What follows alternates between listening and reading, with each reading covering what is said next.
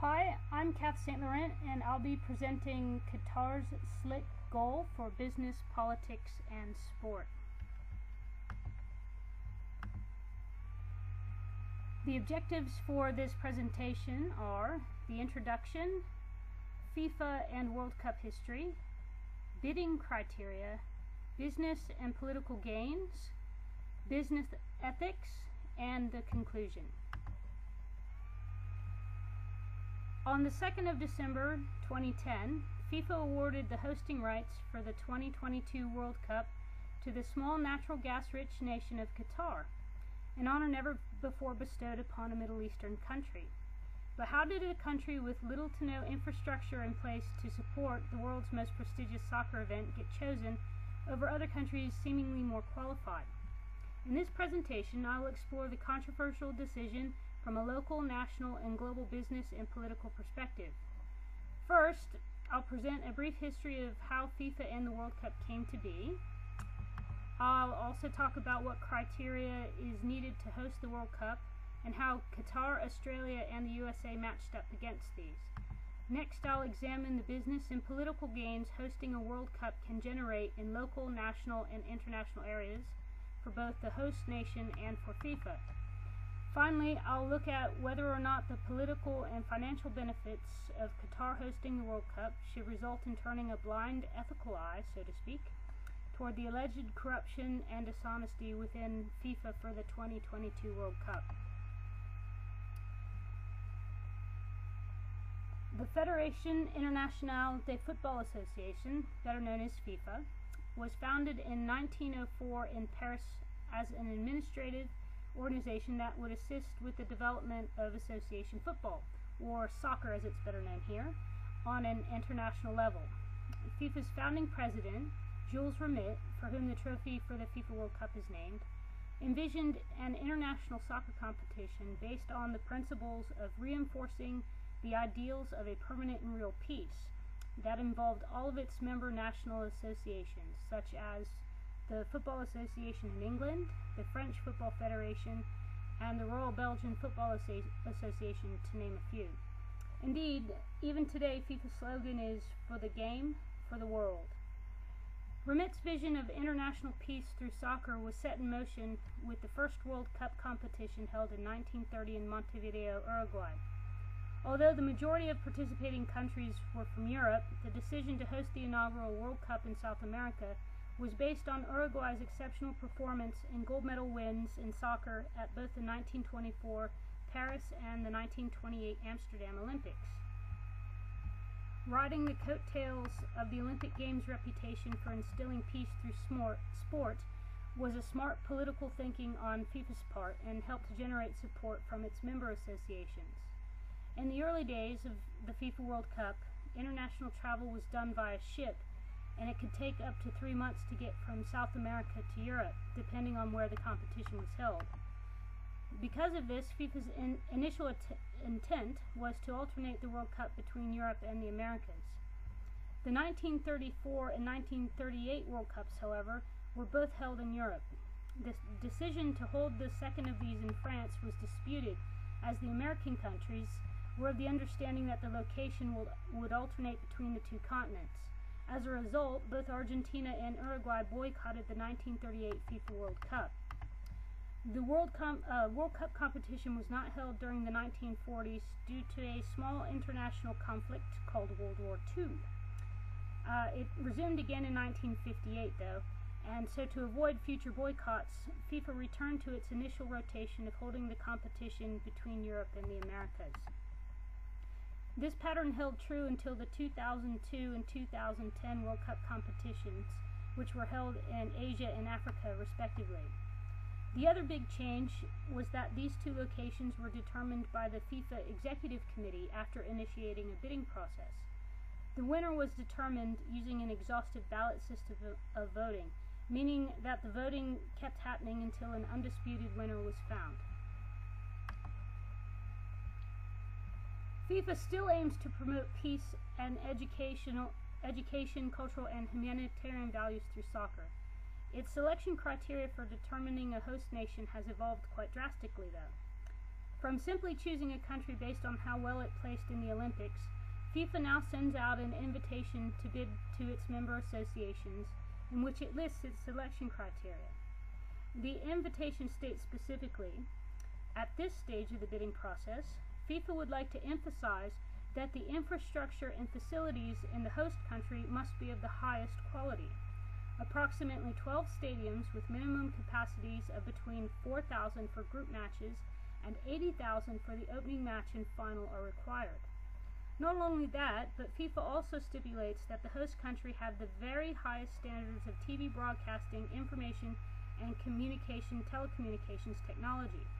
Transport and accommodation is an absolute must as well. At the time the invitation was sent, Qatar had only 10 stadiums fit for soccer use, with the average seating for only just under 22,000, the smallest holding only 5,000, and the largest having a capacity to seat 50,000. This obviously fell well short of FIFA's criteria. With respect to broadcasting capabilities, Qatar at the time of its bid once again fell way short of these benchmarks, whereas both Australia and the USA hit the mark on all counts and had prior experience in hosting the Olympics, which is a comparable global sporting event. The USA also had experience in hosting both the Men's World Cup in 1994 and the Women's World Cup in both 1999 and 2003, the latter coming at extremely short notice due to the SARS epidemic in China, which was the intended host country.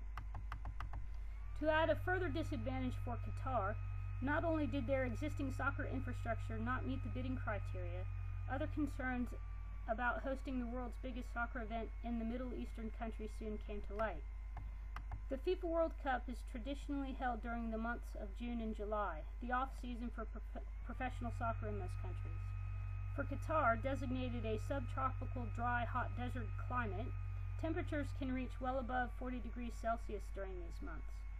Concern for the athletes' health and safety during match play and temperatures like this were soon voiced as a concern, especially for clubs who pay millions of dollars for top players such as Barcelona and Argentinian international star Lionel Messi.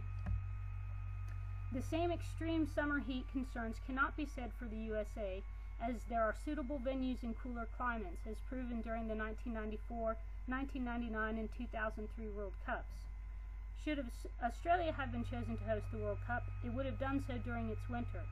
This, however, did not pose a problem for hosting the 2000 Summer Olympic Games in Sydney, which were held at the end of the Australian winter. Qatar, nor the USA and Australia for that matter, is struggling financially as a country. Qatar has been listed as the world's richest country per capita, with a population of 1.7 million. Its economic growth is projected to be 15.8%, and the estimated growth for its gross domestic product is 16.2% by the end of this year. Qatar's wealth stems from its natural gas resources, which are the third largest in the world. This has given Qatar a seemingly endless cash flow to support its ever-increasing interest in sport, to include Formula One racing, golf, and athletics. In today's global political climate, Gulf states such as Qatar use sport as a means of diplomacy. This might be due to the fact that the region's political reputation as a whole is somewhat dubious in the eyes of the Western non-Arabic world. Purchasing sponsorship in top-flight soccer leagues such as Germany's Bundesliga or the English Premier League allows Gulf state leaders to obtain respectability as heads of state. How far will Qatar go to earn respectability on a global level? Well, over the next 5 years, it will spend 225 billion US dollars, or over 40% of its national budget, on improvements to its infrastructure. This includes money allocated for new and improved roads, a new international airport and deepwater seaport, hotels, and new soccer arenas that meet FIFA's hosting standards. Spending money on its infrastructure will likely make its way from an international scope down to a local one, as the increase in spending will positively influence the employment rate and assist local and national businesses. The benefits will come back to an international level, as these improvements will see an increase in global tourism, certainly for the World Cup, but in Qatar's eyes for the foreseeable future.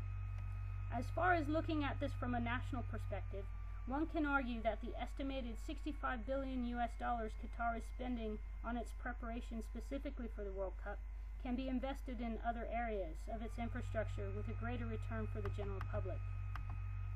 However, Qatar's ambition to be at the forefront of world sporting events is reaching epic proportions and drawing the attention of international businesses, specifically those experienced in development and construction.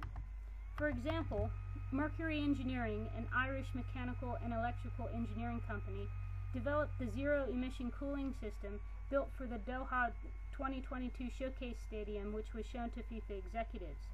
This system helped convince FIFA that the 40 degrees Celsius plus heat Qatar typically has during summer could be dealt with. Not only has the prospect of hosting the World Cup brought Qatar technological clout, albeit through an Irish company, it will also aid to further promote Qatar as a positive role model within the Middle Eastern region. Qatar is often viewed as a regional mediator and catalyst for change. With all the sweeping political changes occurring in the Middle East at the moment, Qatar seems poised to stand as its crowning jewel. Being labeled as a cheat would undoubtedly strike a blow to Qatar's morale, bringing more mistrust in a region whose image already struggles in the eyes of the West culturally, politically, and from a business perspective. Whether or not Qatar, or any country bidding for the right to host the World Cup, played dirty is actually irrelevant as compared to how FIFA allegedly conducted itself. FIFA has certainly come a long way from the administrative organization founded to standardize and develop the game on a global level. It has now taken development to a whole new level and indirectly presents itself as a vehicle for political change through the sport of soccer. Or does it? FIFA is registered in Switzerland as a non-profit organization, but there is no denying that it relies heavily on the big business of capitalism. Complete with its own marketing, television, and media departments, the FIFA brand has truly reached an international business status, on par with other global giants like Coca-Cola, Adidas, McDonald's, Hyundai, and Sony, all of whom also happen to be part of the FIFA sponsorship family. For the South Africa 2010 World Cup alone, FIFA took in an astonishing profit of 1.6 billion euros in broadcasting rights, with similar numbers produced by their marketing department. But does FIFA, the non-profit organization, need to adhere to business ethics that other international companies do, or any business ethics at all for that matter? The logical answer would be yes, as despite its non-profit status, it is still, in the true definition of the word, a business. Several years ago, the United Nations established Global Compact principles for businesses to follow. In 2005, it added a 10th principle addressing corruption. Who is FIFA's ethical watchdog?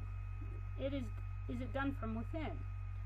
Although it has a code of ethics, there is no one to police the policies except for FIFA itself.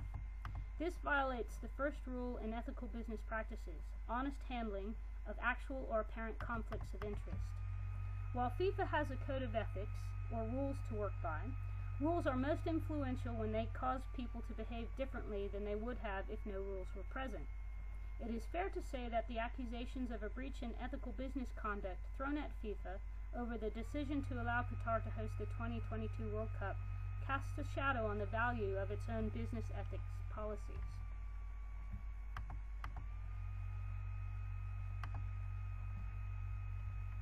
That being said, has FIFA displayed dishonest behavior when it comes to its core values?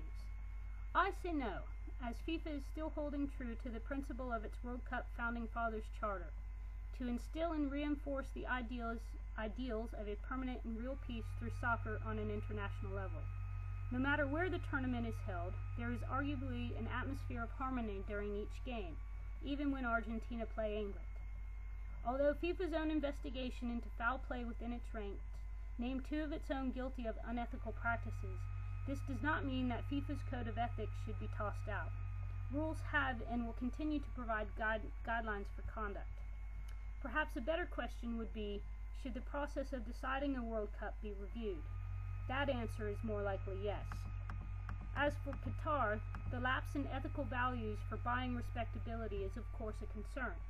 While Qatar didn't need to host the World Cup for financial purposes, hosting it has brought prestige to a region long short of it, especially after the events of 9/11. The road taken by FIFA to get to its decision might have been marred by corruption, but the end may very well justify the means if the Qatar World Cup 2022 is played without incident. Most often, the right thing to do ethically is also the right thing to do politically and economically. Business decisions are often more than two-dimensional, i.e. right or wrong. FIFA's decision to have Qatar host the world's most prestigious tournament was made based on its creed to develop the game for the world.